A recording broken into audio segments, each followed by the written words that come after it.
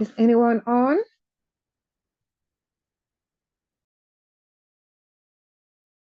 I am here, Sister Fraser. Can you hear me?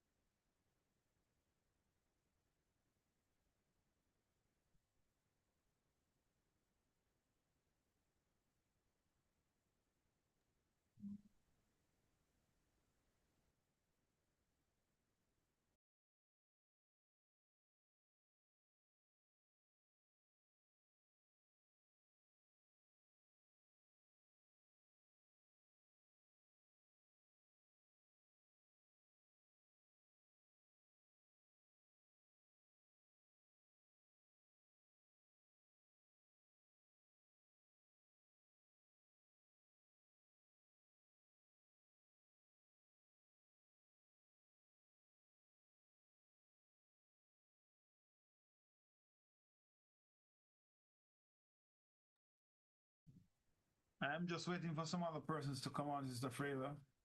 That's why I haven't started yet. It's just you and me for now.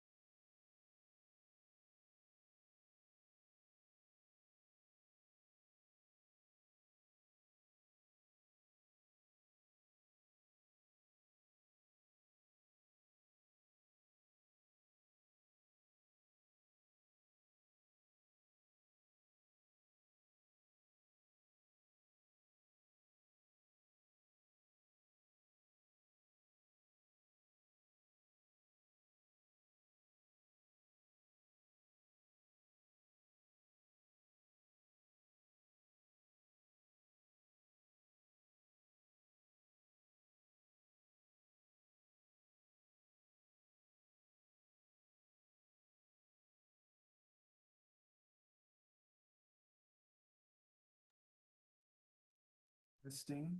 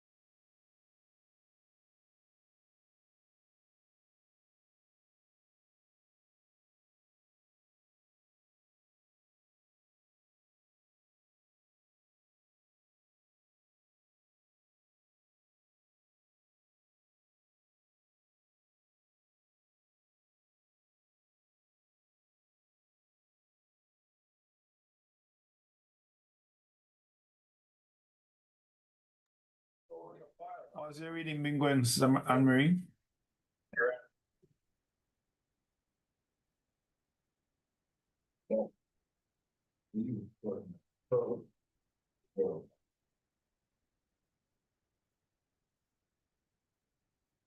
It's Anne Marie. Reading been going, Anne Marie.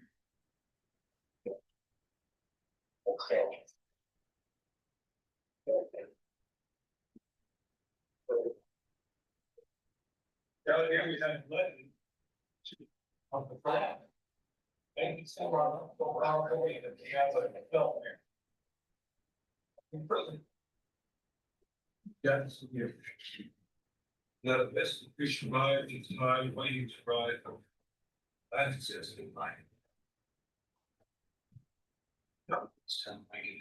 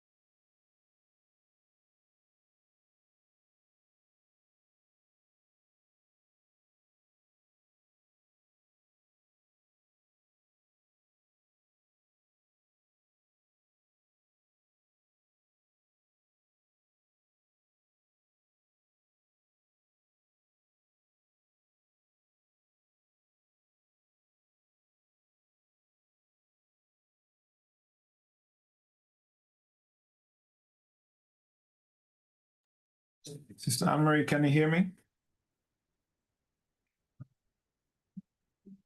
I'm the cantor now. I'm not just trying. Hello. Small. And. Ups. Never know the debate.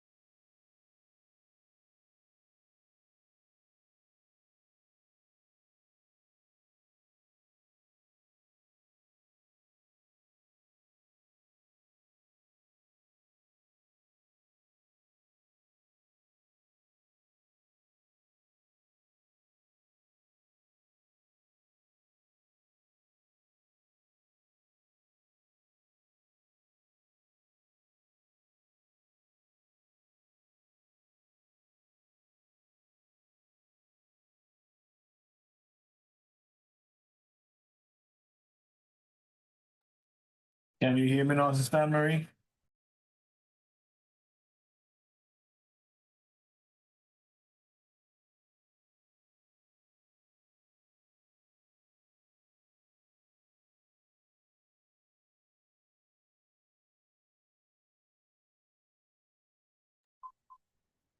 Yes, I can hear you, Pastor Kevin. Okay. Okay, then, all right.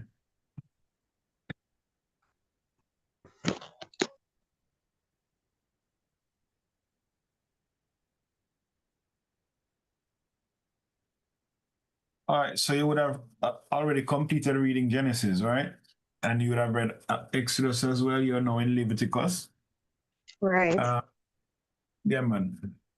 These reading sessions, we were supposed to go through the book that we're reading, which means tonight would have been the introduction to Leviticus. But we have to do Genesis and Exodus. And so because we missed the last two Bible reading sessions, and so we're not able to do those, so we'd have to do them tonight. However, being the first one that we're doing, and we're doing it every week, I'm not going to try to do everything tonight. Just going to go through Genesis. Now, a part of these reading sessions is also to get those who are behind on the reading, to get them current. All right. I know that you'd have been behind as well, because today your reading was, I think, Proverbs 27. So it means that you'd have been a couple of days behind, because the date that you're at, we are reading Proverbs for that date. So if you're at the 27, it means that the Proverbs that you're reading. Go ahead, yes, question. it's 27. No, I was going to ask what to date now. What in Proverbs? Where are we at in Proverbs now? As of today's date. Right. So it would have been at the second Proverbs 2, because each month you read Proverbs. So each month it starts over. So we started over yesterday at Proverbs 1. So today is Proverbs 2. So you read off the Proverbs every month. And so we just finished Psalm 37 today. So that one, you're current in that one. But for Leviticus, we just finished reading chapter 16 today. 13 to 16 we read today. Oh, at Leviticus, you're at 13 to 16. 13 to 17? No, 13 to 16. Right. So that's what we read today. All right. What was it? What was the reading you did for today? I saw that you posted that you read Psalm 36 to 37, and you read Proverbs 26 to 27. But you also said that you read Leviticus 6 to 8. No, I finished that. I'm on 9 now. Leviticus 9. Yeah. Okay. So you have a little ways to go, because you need to get to chapter 16. Right. I'll try and cover that tonight. All right. All right. So let me see if I can give you a bit of loading us to the book of Genesis, to give you an understanding of the book. All right. All right. Yeah. So Genesis is the name of the book that we know it as now, but that's basically the Greek name that the book was given. So the Hebrew name of this book is really Bereshit. Now Bereshit is a phrase, and it means in the beginning. So the Greek name that we're using now, it actually got assigned to the book when they translated the book from Hebrew to Greek. So there was a translation of the Bible from Hebrew to Greek, and then came the King James Version into English. So a lot of the names we have in English today, they are actually from the Greek translation. All right, so like Genesis now is from the Greek translation. The the term Genesis also means beginning. And that's maybe why they give it the name Genesis, because Bereshit is really a word that, I mean, they would not have had a similar word in Greek. So that's maybe why they would have changed the name to Genesis, because Greek does not have that SH sound that you have in Bereshit. So you know they're going to change it, because for whatever reason they change it, it would have taken away from the true purpose of the book. And if you don't get to the Hebrew name, you may not understand what the book is about. Because a lot of times persons talk about the book of Genesis and they're talking about the stories that are in Genesis. But Genesis has much more than just the stories, because the stories have a purpose. The stories have there's an intent that God has why these events are being talked about. So there's something that God is showing that he's doing. And if you don't know what to look for, then you don't know what you're reading, really. So Genesis is the book that really centers around the beginning. What beginning of what? It's the beginning of everything. Everything has their beginning in Genesis. So when you think about life itself, whatever you see happening in life now, it's all at its beginning in Genesis. So everything starts in Genesis. So Genesis is where everything gets initiated. So the first time anything is done, it's always you're always going to find out in Genesis. Genesis is really the way everything begins. So it's, for one of the example, think murder. The first murder happened in Genesis. The first sacrifice being offered to God, that was done in Genesis. So Genesis is the beginning of all things, and that's what its name really means. All right. So Bereshit means in the beginning. It means that everything starts at that point in time. All right. Now, the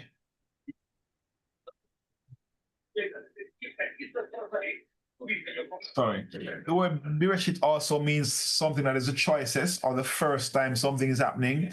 It also means the best of a group. And so it would refer to the concept of initiation, where something is being initiated. And in other words, before something can be utilized, it would have been initiated into the realms. So for example, the sacrifice being offered, the first time a sacrifice was offered was really God himself who did it in Genesis chapter 3. All right. So he's the one who did that for the first time. So that would be the initiation of sacrificing. And so God was the one who performed the first sacrificing. That was an atonement for Adam and Eve's sin.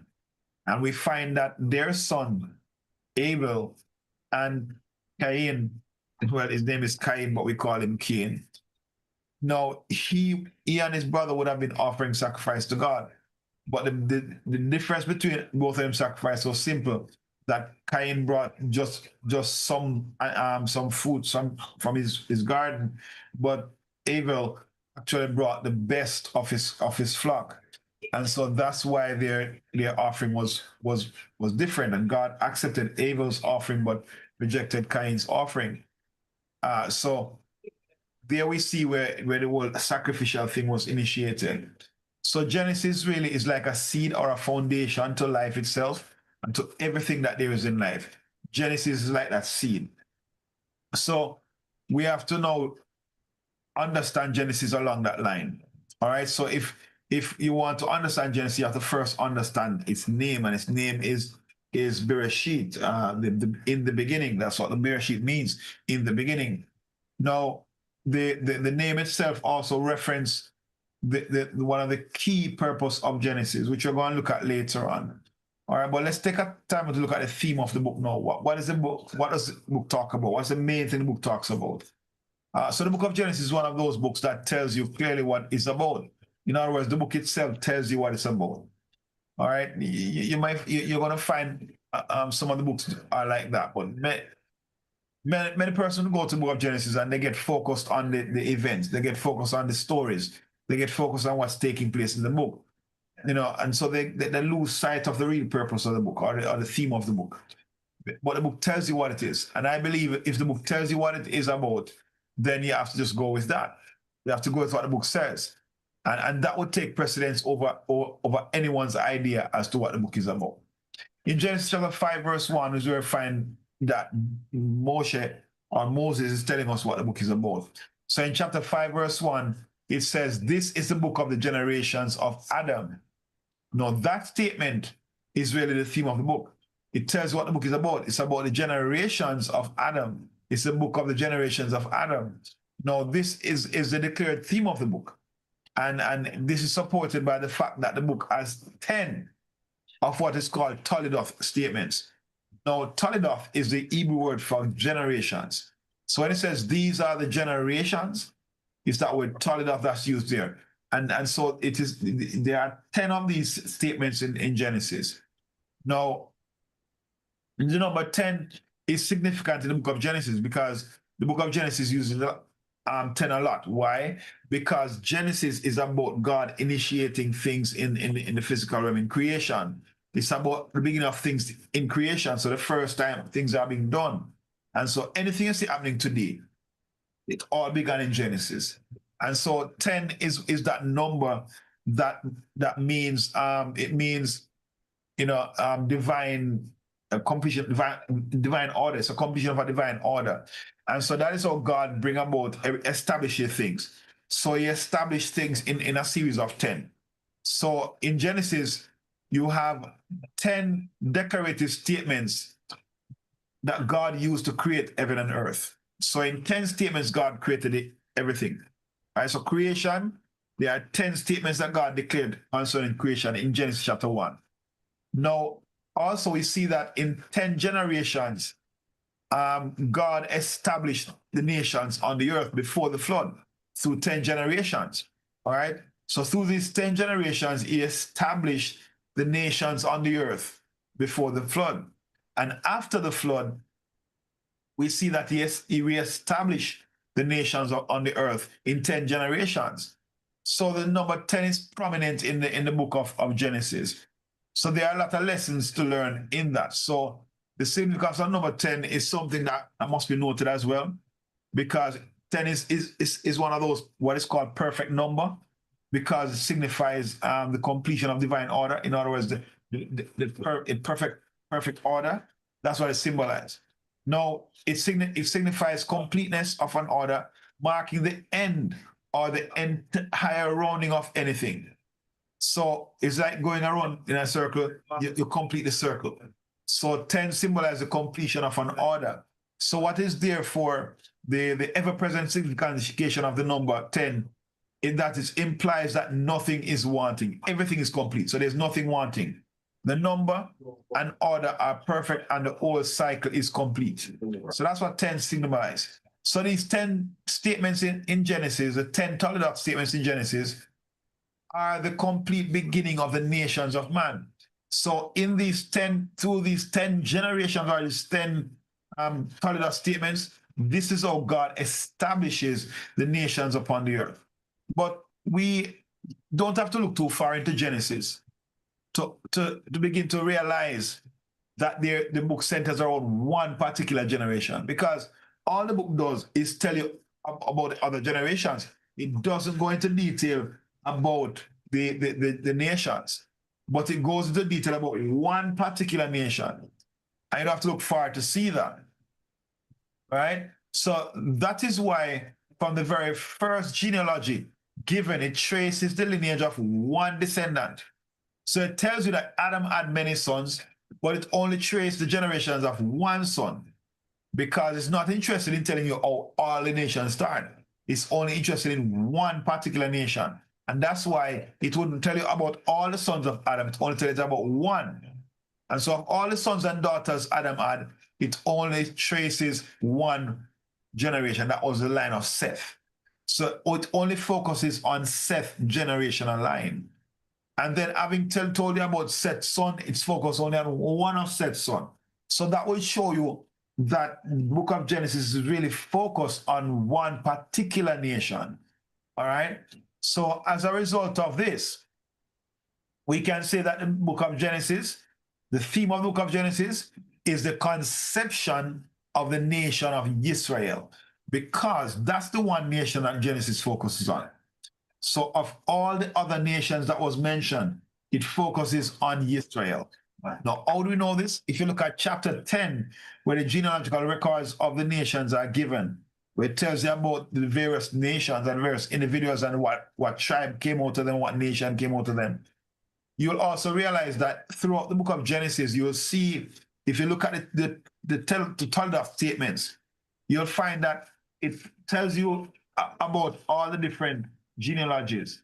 But then when it talks about the ones that relate to Israel, it gives you a historical background to that one. So it mentions the sons of Esau, but it doesn't give you any history about them. When it mentions the sons of Yaakov, it tells you a history about Yaakov's son. And even going back before that, it tells you about the sons of Terah, but it only gives you the history about Abraham, because Abraham is the one through whom the nation of Israel would have come. And so it only focuses on giving the history of Abraham.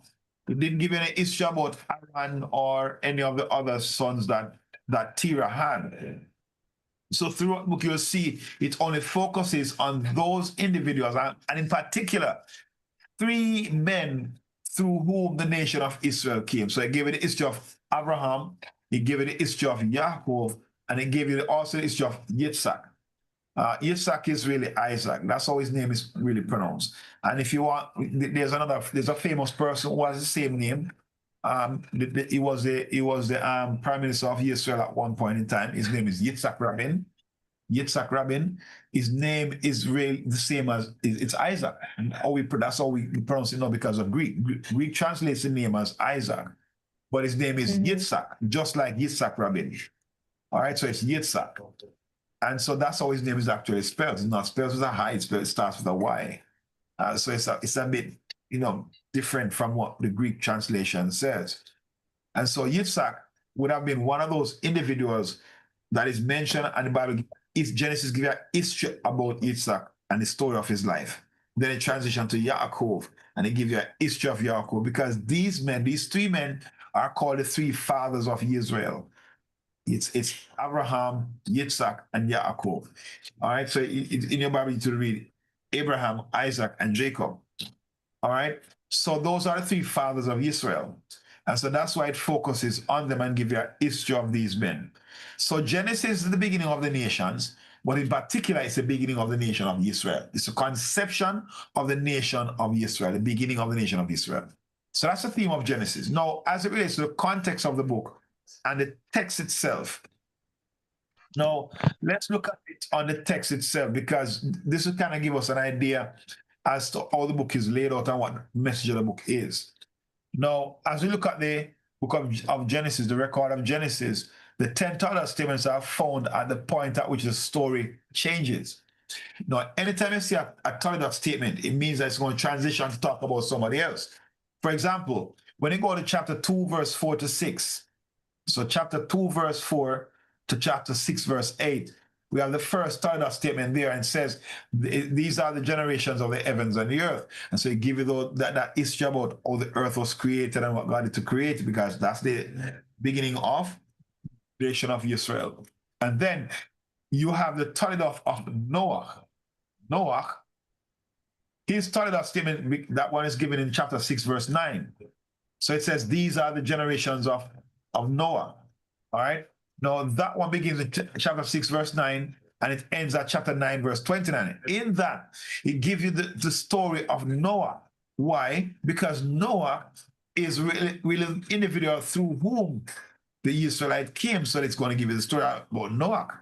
Then it tells you about the sons of Noah, but then it goes on to talk about the sons of, sons of Shem. So it gives you the story of Shem. When it talks about sons of Noah, it tells you all the sons of Shem, all the sons of Ham, all the sons of Japheth.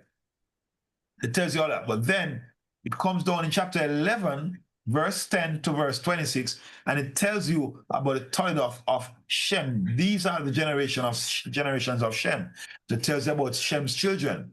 Then it transitions into verse 27 of chapter 11, and it tells you about the generations of Terah. Terah is the father of Abraham. So it tells you about the generation of Terah. But then it starts to give you the story of Abraham, because Abraham is the son of Terah. But it doesn't give you the history of Terah, because Terah is not a father of Israel. He is one of the grandfathers of Israel, right? But it's Abraham through whom the nation of Israel came forth. And so it gives you the history of Abraham's life, which is from verse 27 of chapter 11 to verse 11 of chapter 25. Very extensive history given there of Abraham. That's right. Then it tells you about the toilet of Ishmael. Ishmael, his toilet statement is given in verse 12 of chapter 25 down to verse 18. And then it gives you the generations of Yitzhak. Now, Yitzhak, his toilet statement is given in verse 19 of chapter 25. All right, these are the generations of Yitzhak. And then it ends at chapter 35, verse 29. Now, after chapter 35, it transitions to talk about the sons of Esau. Esau is who you know as Esau. Chapter 36, verse 1 to verse 8 tells you about the generation of Esau. And then from verse 9 to verse 43, we have another Torah statement about Esau, where it says these are the generation of Esau. Because it goes into more detail about Esau, but not a very detailed history, but a detail of those who came from him. And the last Torah statement is given in verse 1 of chapter 37, and it ends up chapter 50, verse 26. That Torah statement is the Torah statement of Yaakov. These are the sons of Yaakov. These are the generations of Yaakov. And so it gives you a history of Yaakov, a very extensive history, just like with Abraham and Yitzhak. All right. So those are the three individuals that Genesis gives you an extensive history on, because they are the three fathers of Israel. Again, Genesis focused on the beginning of the nation of Israel. And so the word generation is a noun. It is formed from the word verb, which is generate. So generate means to bring something into existence. All right. So it is to be the cause of, or the generation, generate of. And then, so generation is the action or process of producing offspring, the act of producing. So these products are really showing us what these patriarchs produced, the children they had. But there's something worth noting here in these Torah statements, which I brought out earlier. And that stands out, the fact that it only focuses on three individuals by telling you the story of these individuals' life. And that stands out in this book, which means that this book centers around these individuals. You'll also notice that the last three of these Torah statements are the most extensive one. They focus on the persons of the Torah, whom the Torah produce. In other words, the Torah of Terah doesn't focus on Terah. It focuses on the son of Terah. That's who he produced, and that is Abraham, right? And then the Torah of Yaakov, it tells you a bit about the story of Yaakov, but the focus is really on Joseph, his son, all right? So that is really something that is worth noting as well, all right? So there's a progression given in Genesis chapter 1, verse 28. All right. And that statement that's given, it shows how you progress to becoming successful, how you progress in attaining certain levels. For example, if you have something you want to achieve, this declaration given in Genesis chapter 1, verse 28, it literally can help you in knowing what to do and how to go about becoming successful. Anything you're doing, you can implement this particular strategy. And here's a strategy given in Genesis 1, verse 28, where God said to Adam and Eve, be fruitful and multiply and replenish the earth and subdue it and have dominion over the earth and over everything in it. That's what God told them. So the first step is to first be fruitful. The second step is to multiply. The third step is to replenish the earth. And the fourth step is to subdue the earth. And the fifth step is to have dominion over the earth. Now, these 5 steps given in this verse are 5 steps in becoming successful. That means that as well. So the first step is to first be fruitful. In other words, you must first become who you are created to be. Before you can be successful, you must first be successful at becoming who God created you to be. After you have done that, after you become what you're supposed to be, then God says you must now multiply, which means you now have to focus on reproducing yourself. All right. And then the third step is to replenish. As you reproduce yourself, you're going to fill the space. And when you fill the space, that's when you can subdue the space. And so that's when you can take authority over the space and be the one that decides what happened in that space. In other words, if a man don't produce enough disciples or offspring, then he can't truly claim all or take all of a territory that he wants to claim. Because you see, he's going to need numbers to be on his side in order to claim that territory. Okay. And so the fourth step is to subdue.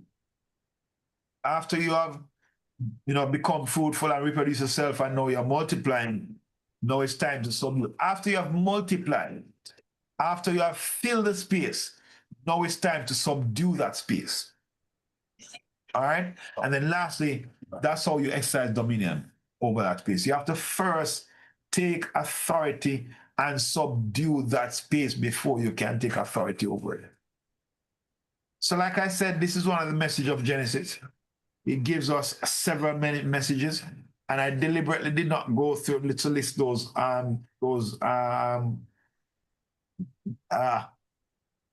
those messages because there are many. And I mean, you can go to Genesis and find a whole lot of messages in there, and it's just too much.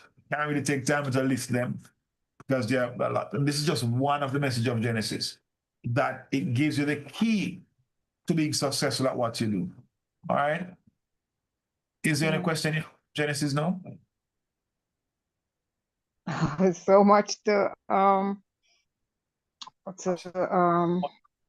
meditate on. All right. What I'm going to do, I'm going to send you the notes that I have on it so you can go through the notes. And if you want more explanation on what I send you, then you can just contact me and I'll tell you.